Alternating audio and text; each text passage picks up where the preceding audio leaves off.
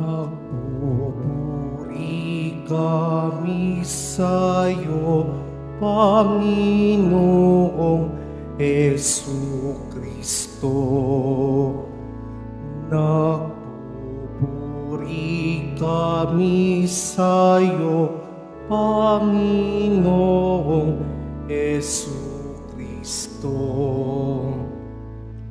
Sinabi ng poong mahal, kasalanan ay talikdan, pagsuway ay pagsisihan, maghahari ng lubusan ang poong Diyos na may kapal. Nagpupuri kami sa'yo, Panginoong Jesucristo. Sumainyo ang Panginoon. At sumaiyo rin. Ang mabuting balita ng Panginoon ayon kay San Lucas. Papuri sa iyo, Panginoon. Noong panahong iyon, sinabi ni Jesus sa kaniyang mga alagad, ang anak ng tao'y dapat magtiis ng maraming hirap. Itatakwil siya ng matatanda ng bayan, ng mga punong saserdote at ng mga eskriba. Ipapapatay nila siya, ngunit sa ikatlong araw ay muling mabubuhay. At sinabi niya sa lahat, kung ibig ninumang sumunod sa akin, limutin niya ang ukol sa kaniyang sarili. Pasanin araw-araw ang kaniyang krus at sumunod sa akin. Ang naghahangad magligtas ng kaniyang buhay ay siyang mawawalan nito. Ngunit ang mag-alay ng kaniyang buhay alang-alang sa akin ay siyang magkakamit noon. Ano nga ang mapapala ng tao? Makamtan man niya ang buong sanlibutan kung ang katumbas naman nito'y ang kaniyang buhay. Ano nga ang mapapala niya kung siya'y mapapahamak? Ang mabuting balita ng Panginoon. Pinupuri ka namin, Panginoong Hesukristo. Magsiupo ang lahat. Magandang umaga po sa inyong lahat, mga kapatid kay Kristo.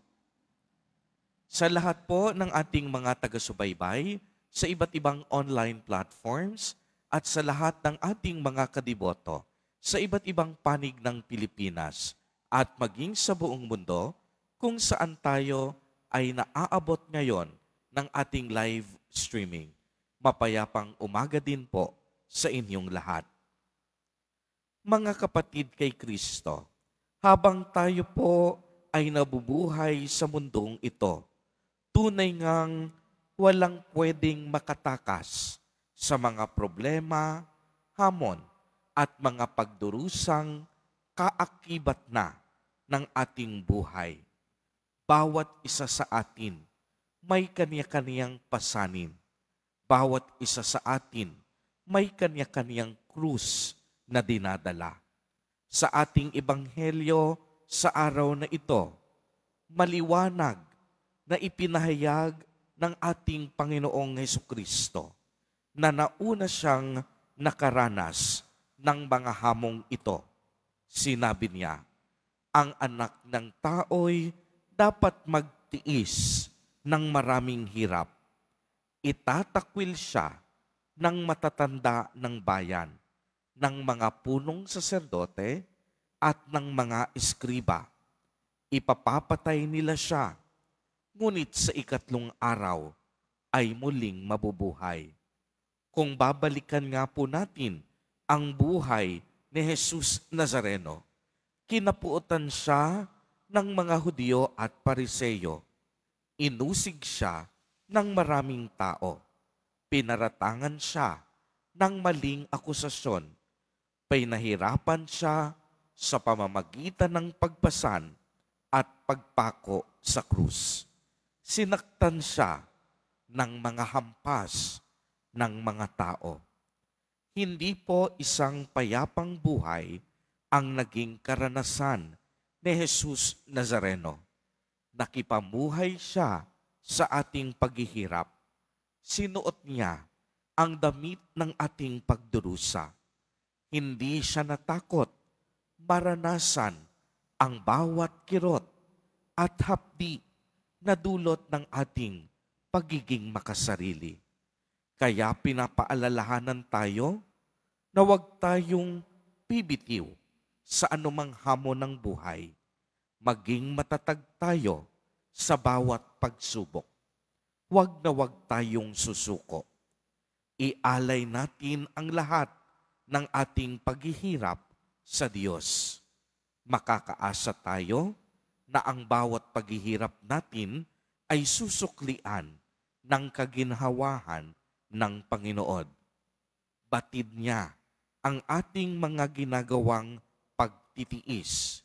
Hindi masasayang ang ating sakripisyo basta alam natin malinis ang ating mga puso. Kaya nga si Jesus Nazareno naghabilin sa atin, kung ibig ninumang sumunod sa akin, limutin niya ang ukol sa kaniyang sarili. Pasanin araw-araw ang kaniyang krus at sumunod sa kaniyang kalooban. Kaya nga ipinaliwanag niya na ang naghahangad magligtas ng kaniyang buhay ay ang siyang mawawalan nito.